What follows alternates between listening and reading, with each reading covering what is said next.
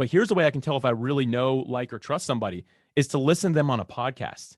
If they have my undivided attention for 20 to 30 minutes and I'm just listening to them, I can usually tell those three things pretty fast. Welcome to Your Intended Message, the perfect place for leaders and promising professionals who want to convey the intended message for greater success. Every week, we interview experts who address the challenges and best practices to deliver your message effectively. That might be one-to-one, one-to-few, or one-to-many. And perhaps the most important conversation, one-to-self. I'm your host, George Torok. My guest today is Alex Sanfilippo. Here's 3 facts that I think you should know about Alex. And these 3 facts are organized in 3 phases of his business life. He started as a young entrepreneur at the age of 10, collecting and selling used golf balls.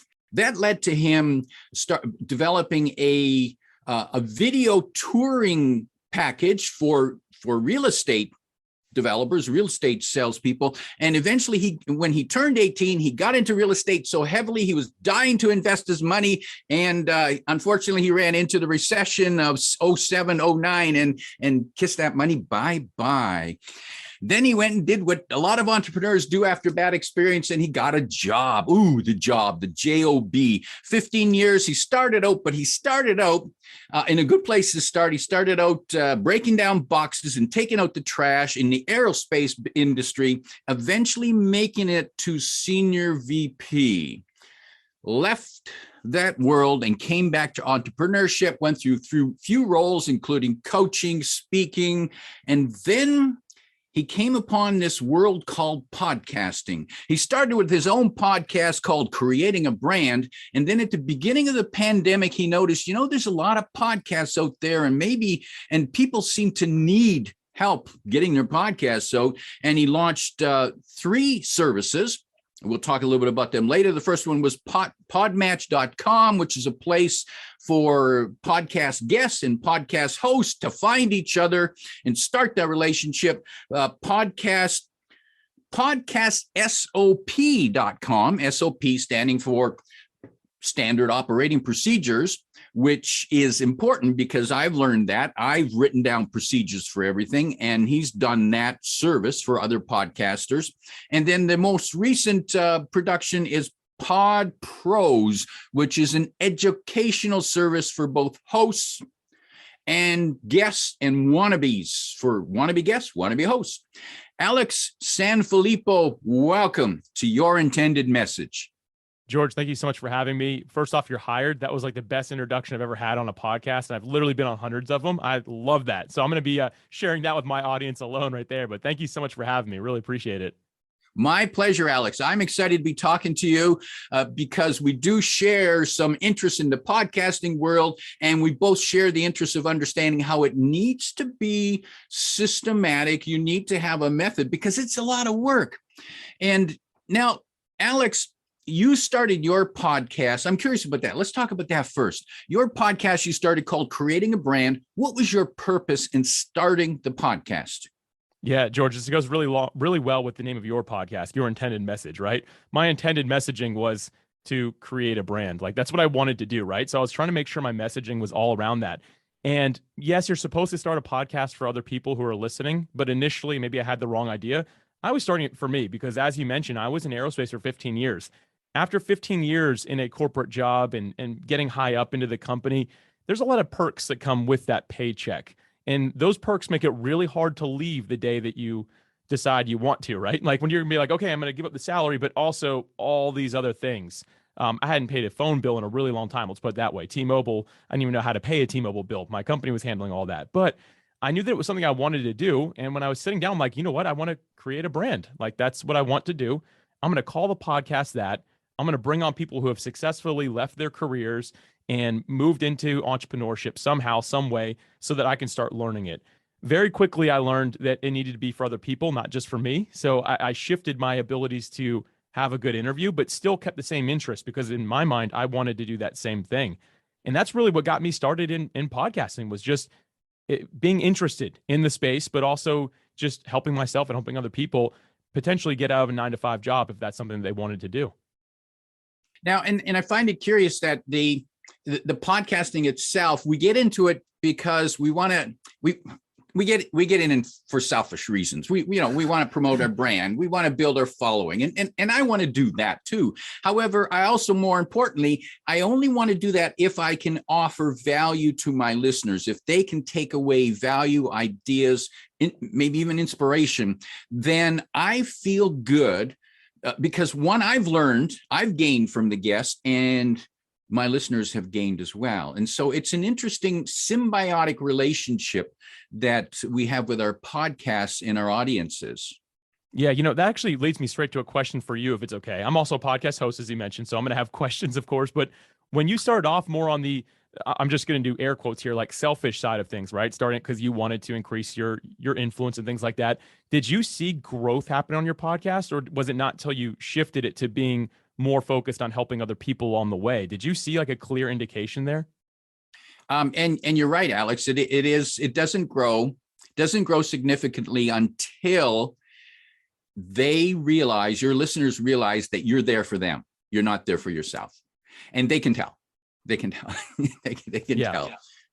So yeah, that's a valuable point. And I think that's probably a valuable point for most businesses. Yeah, 100%. I couldn't agree more, because think about it. Like, businesses that get into business to make money for themselves aren't focused on the quality of the product necessarily, or the service that they have, whatever it might be. They're more focused on, okay, this is going to get us rich. Now, that I do believe that has to be a byproduct. Maybe not even get rich, but it has to at least pay the bills, or you're not going to be helping people for very long. Whenever somebody asks me, it's funny, George, whenever someone asks me why I don't do certain services for free, I'm like, because I want to help more people. And if I give it to you and 10 of your friends, then I'm out of business and I helped 11 people total, right? Like, I need to be able to do both, but it has to start with value. And for me, with my podcast, to kind of bring that full circle, it didn't start really doing well until I kind of pulled myself out of the equation a little bit. Now, I still have the curiosity. I think that's what actually helped the questions be valid and good and things like that. But it wasn't until I decided, okay, I have to help the listener go from A to B, not just myself. When I had that mindset shift, which was very minimal on the show, like you could barely even hear the difference in the way I was asking questions, but it made a big enough difference in my audience overnight, just started to skyrocket. And Alex, let's talk about some of the services that you launched, because there's a lot of the whole podcast universe is a universe that is new to most people. Other than, people know, well, I listen to the podcast, but what about what's going on behind the scenes, what it takes to get started? And certainly Podmatch, I found to be a useful service. It's a place where hosts and guests can come together, and it doesn't mean that you have to talk to everybody who knocks on your door, but you've posted, people post their profiles there. They say something about themselves and their expertise, and they can reach out to hosts with a message, and then we go from there. And so I have included, as you know, people from Podmatch, and there are, and some people do it well and some people do it poorly. Have you noticed, what are the things that people do well? Yeah, so the things that do well, just to have some clarity here in regards to like actually pitching themselves to be on shows or to find guests, right? Yeah, that side of things. Most people get it wrong, George. I hate to mention that. This show is perfect. I love the title of it, Your Intended Message, because you have to know why you're reaching out. You can't just throw a bunch of information out there. Like, George, when I reached out to you, I didn't give my whole bio, like the way that you shared at the beginning. Like, you had a great, again, I'm hiring you just to share my story. But the way that you shared that's not how I reached out to you. That wouldn't do anything. There's a right and wrong way to do it. And I find that unfortunately, most people do it wrong. But this goes beyond podcasting. This goes to people that are trying to pick up clients through LinkedIn is really common, right? LinkedIn messages. I get some really terrible LinkedIn messages from people that probably have a good heart, but the way they word their messaging is like, man, I don't think I can work with you. I don't know if I want to. I don't have time to read this book that you sent me, right? There's so many things that are done wrong in it. I've definitely found there's a few key elements that help to really do pitching correctly. I'd love to share those if you'd be all right with that just for a moment. Yeah, please tell us, because there are listeners who perhaps have already been a guest on podcasts, or maybe because of their experience and expertise and wisdom are potential guests for podcasts out there. And so what can they do that might help them appear attractive to a host? Yeah. So the first thing I would say, and you mentioned Podmatch, which I'm so thankful that you mentioned that, George. Have a place, whether it's Podmatch or not, where you can have all of your information, like the fast information. So you don't have to put it all in a message. Is that way you can put that link into a message with somebody. So you don't have to be like, here's the 30 things I've done. Here's a picture of me. Here's this, right? Have all those things somewhere. And I can easily get you and your audience kind of a list of the things that they should have. That's pretty easy to find. I can get you a link for that. Actually, if you just go to podpros.com/guesting, podpros.com/guesting, there's a list of 12 things you can look at that'll help you be able to set up a really nice one sheet. Again, you don't need to use my services. That's something that you can just look at as a free resource. But once you're actually getting to the pitching, you want to keep it short. So again, have that link where you can send them more details. But the first thing I always tell people is to lead with value. Lead with value.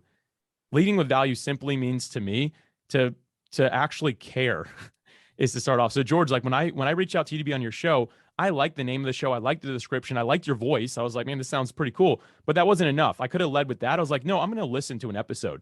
I picked an episode. And as a matter of fact, I want to recommend that episode because it goes well with what we're talking about today, because we're not going to get into storytelling today, but it was with Graham Brown. And he talked about the 3-box storytelling technique. That's episode 68 of Your Intended Message. Go listen to that episode. Phenomenal. As soon as I listened to that, I had the lead with value section done. I had listened to that. I liked it a lot. And I liked it so much, I left a review of the podcast. So when I reached out to George, I told him, hey, I left you a review of your podcast. I listened to this episode. I got a lot from it. I learned how to tell better stories. And then once I did that, the next thing I did, so number 2, that's lead with value. And then number 2 is to make a meaningful request. A lot of people, when they're doing pitching, they don't actually ever make the request. They just kind of leave it open-ended. And a lot of podcast hosts or potential clients are just kind of like, well, what am I supposed to do with this? Give them a clear action, something they can take. So I actually made a meaningful request. I told George, hey, here's a spot that I think I could add value to your audience. Would you be willing and interested to having me on the podcast? And that that gave him the chance to actually say yes or no to me. The third thing I'll mention is to offer credibility. And offering credibility simply means that if I know somebody that knows George, I'm going to reference their name and be like, hey, if you want to talk to Tiffany, she's a mutual friend of ours, you can reach out to her. I was on her podcast. Anything to add a little bit of credibility to show that, you have some skin in the game at place, or I spoke at this conference last year, or I've been on 30 podcasts in the last year. Anything that's going to help, something really short. And then the next thing I'm going to mention is to make it easy to say no. This is kind of how I end the thing, is I usually make it really easy. So a lot of people, they just don't hear back. You don't hear back from people that you're pitching about your business idea or that you're pitching to be on their podcast because they don't want to break your heart. If you already did all those nice things, now they're feeling like they can't really hurt your feelings. I always say, hey, no pressure at all. I only want to be on your podcast if you think I can add value to the audience. If not, it's probably better that we don't do this. Leaving open end like that, I've heard a lot of no's in my time. A lot of people have said, no, thank you, but I really appreciate it. They wouldn't usually respond to other people, which is leave out in limbo forever. I personally like to hear back. And so that's something that's really worked for me. And then the last thing I always like to do is when I kind of have like a signing off tagline is I like to mention that I'll share the episode, because in all honesty, I will. I love to share episodes I've been a guest on, and not all guests do that. So if you do that, only if you're willing to, like, don't lie. If you're willing to share it, mention that, because that as a host is like, oh, great, this guest is actually going to help me promote a little bit, which is a tough thing that we have to deal with on the hosting side of the mic. But anyway, that's kind of the 5 steps that I've got, George. Sorry to go on a little rant there for you. That was perfect. And those are all valuable tips for potential guests to keep in mind. And every one of them are important to me. I go through that thinking process when I review. And the most important one, if I could say there was one that's more important, the most important one for me is what you can do for my guests. And you appreciate that my guests are important to me.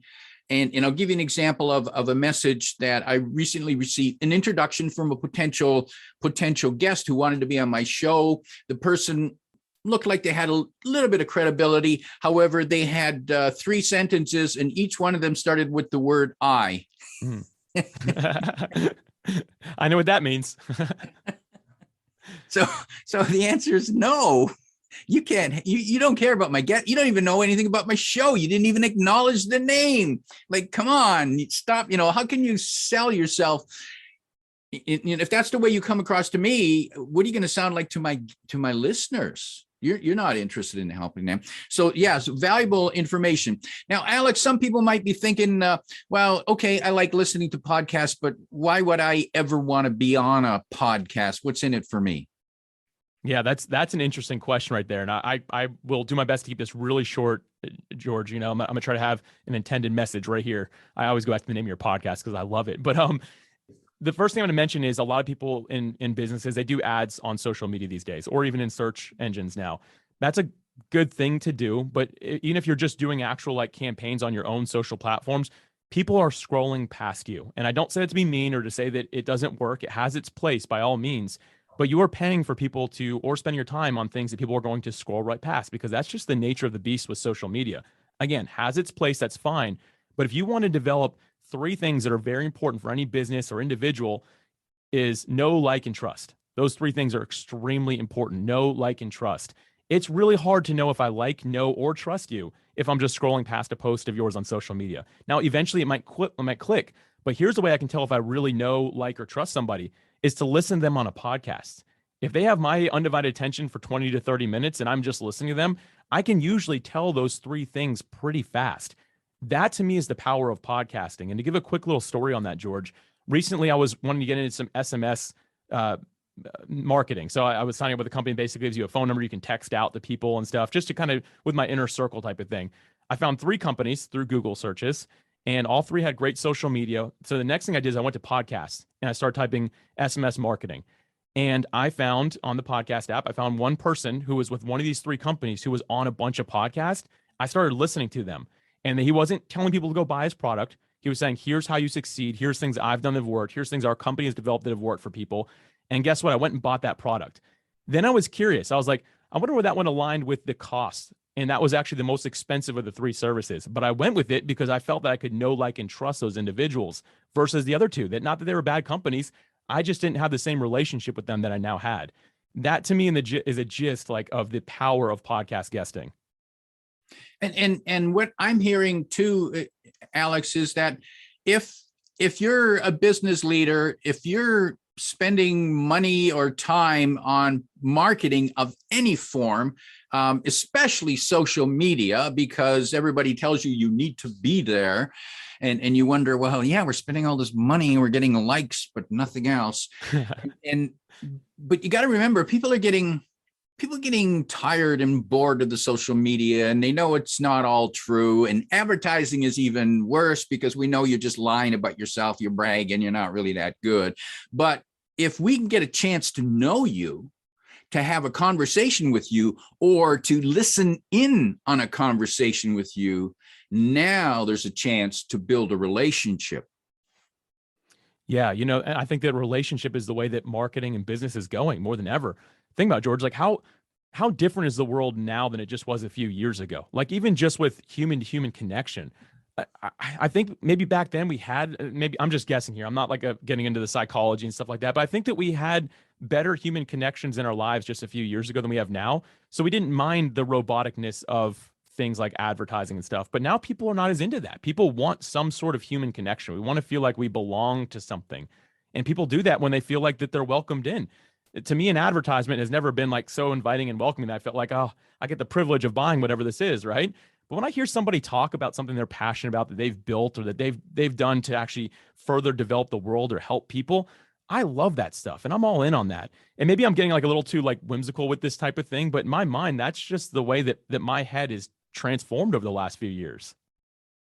And there are guests, and not every guest, to be a podcast guest, you don't have to be a master of the language and be able to just tell wonderful stories. We're actually we want to hear you being human and maybe stumble, maybe have a few flaws, not stumble all the way through it, but once in a while you think about a question and say, no, I haven't been asked that before, or that's interesting. Or we want to hear that, we want to feel that you're human, you're imperfect, and that you're being totally honest with us.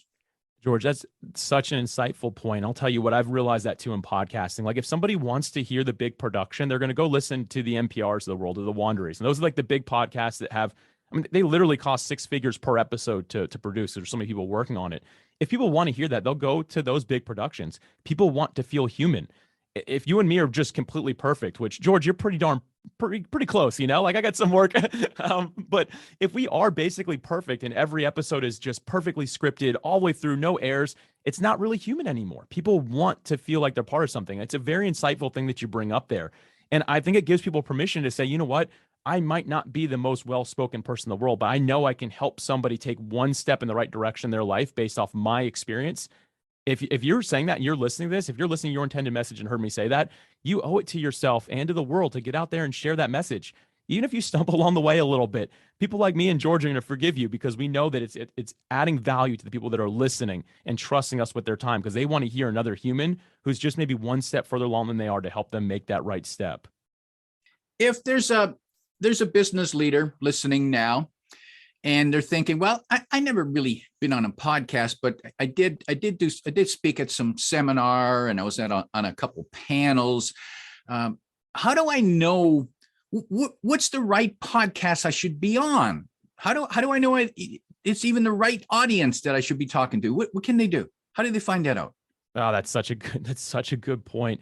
Most people think that it's just kind of like a spray and pray method. Like you get out there and jump on as many as you can. So you talk about walking your dog, you talk about your business trip you did last year, you talk about your company, you talk about everything. That's not a really good tactic because you're not going to find that it really leads to anything. It really takes some self-reflection and some even deep. If you have a business, you have a marketing team, ask them like, what should you be talking about, and help them get them to help you identify. But if you're alone and you're running solo, think about the main message that you want to get out to the world that's going to, one, help people first and foremost, but two, also drive people back to your products or services that, again, can further help them. So it's like, okay, it added value through the podcast, but if they're looking to take that to the next level, they can work with me on that. If you can answer those questions and head in that direction, those are the podcasts you want to be on. You can only really learn that by listening. You could look at podcast titles and descriptions all day, but you've got to sit down and listen to the podcast to understand who it's really going to be for. And like, so example, that's why I listened to your intended message before I ever reached out to George, because I wanted to make sure that, no, I can add value there. And I believe I'm adding some value today, hopefully to some people, right? Like I'm not here today being like, ooh, I missed the mark on this one. But early on, when I used to like just go on any podcast I could, I'd get done with it and be like, that maybe was fun for someone to listen to, maybe help somebody, but I don't really know the purpose of me being on that. I'm spending my energy on something that might not be useful. So it's a matter of really sitting down and thinking about it for yourself and finding the direction you want to go and then identifying shows that align with that positioning that you have. And how, when you're a guest, and you mentioned that you've been a guest on many podcasts already, and I know you're a person about routines. What's your routine for getting ready for the podcast? So listening first and foremost, right? That's really important. I like to do a pre-call, which, George, by the way, you're one of the few hosts that still does that type of thing where we jump on a call, because I got to make sure the synergy is good. Because here's the thing. We could jump on a call and just both agree that, okay, you don't get my sense of humor, or I think you're really offensive, right? Like those type of things could totally happen. You don't know that unless you jump on a call before the actual recording. So I try my best to get a host to do that. Some just don't, and that's fine. But I do my best to listen as much as I can and then prepare. So I want to know like what the topic is. I want to be ready. And while I'm preparing, I'm thinking about, okay, I already know this is aligned with me because I did reach out and pitch. So I already know it's aligned with me and my audience that I'm looking to really impact and help. And then from there, I just make sure that anything I'm going to share is going to be helpful to the audience. Like I don't want to share stories that have nothing to do with anything. I want to get through that stuff as quickly as I can. So I just always take a little bit of note taking. I spend the last, I'd say 30 minutes before we jump on, I'm just getting myself ready. And usually that's listening to the host podcast while I'm getting the room ready, right? Or just taking a little bit more notes. And so there's not like a real formula to it, although I'm a routine habit guy, George. I was hoping I had more for you there, but it's really just something that kind of naturally flows based off me just diving all into that show and that host's life for a little bit. And I suppose, and while you're talking, I was thinking about another advantage of podcasts, of being on a podcast, is that you're reaching people when they are probably most relaxed or most open. It's not like we're having a meeting in the boardroom. Oh, the salesperson's here. Okay, send him into the boardroom. I'll go meet with him. First, I'll go put my armor on and put on my ugly face. Give a hard time. Don't make it easy for the salespeople. But when when we're listening to a podcast, we're doing it when we're, setting up the room, going for a walk, walking the dog, maybe driving the car. But we're doing it in those times when we are not being defensive. We're more open. Yeah. And I think that's the beauty of podcasting, George, is the fact that for me, when I'm cleaning the house, which is something it sounds weird, but I enjoy doing that, like straightening up once a week and get everything looking nice. I listen to podcasts. I must retain 90% of what I hear when I'm doing that. Because for me, I'm a little bit ADD. So if I'm doing something with my hands and I'm able just to listen, I can comprehend better than any other way. And I think that a lot of people, they're able to learn like that.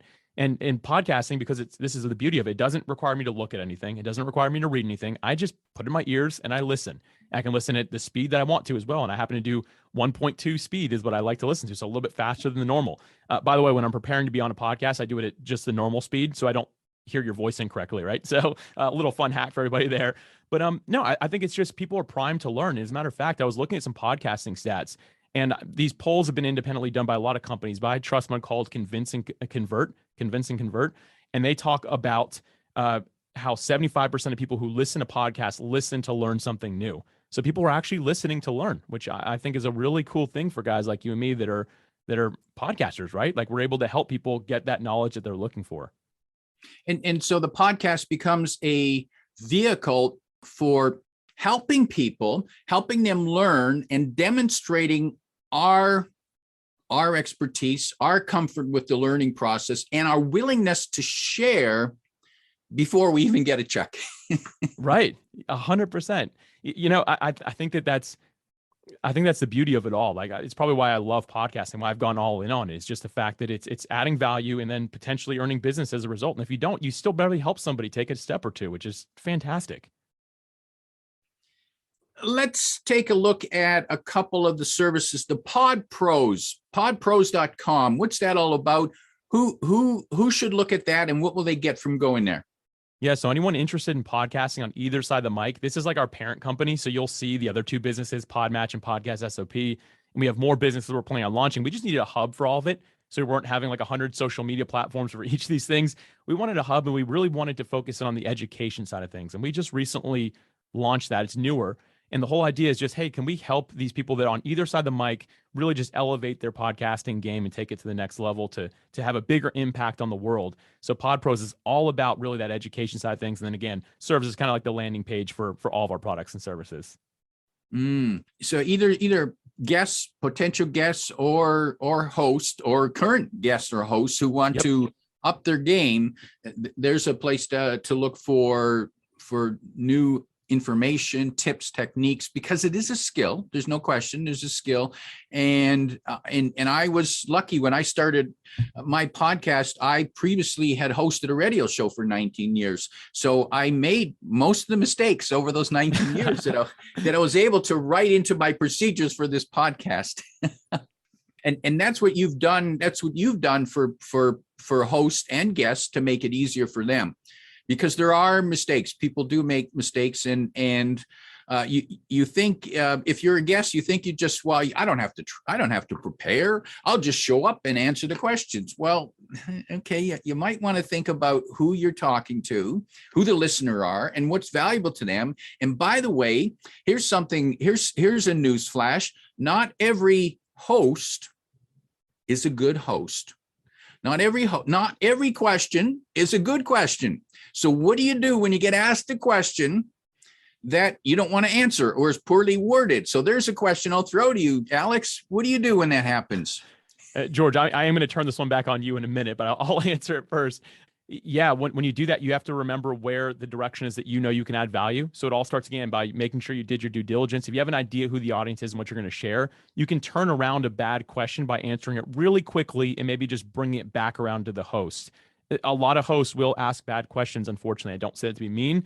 It's just the nature of it. People are trying maybe. They're just not sure what to ask yet. So you want to make sure you keep your answer somewhat short and then redirect it back to something else. Or you can even say, hey, that's an interesting question. It makes me think about this question that I'd like to answer, type of thing. Just a way to like have respect in the moment, right? Like have to be respectful.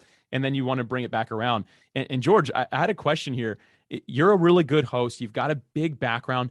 if I'm planning on being a guest, how do I even know if a host is good or not? Like that was a question I was wondering if you would have an answer for, because if I'm doing my due diligence, what are some signs maybe to know if somebody is good or not?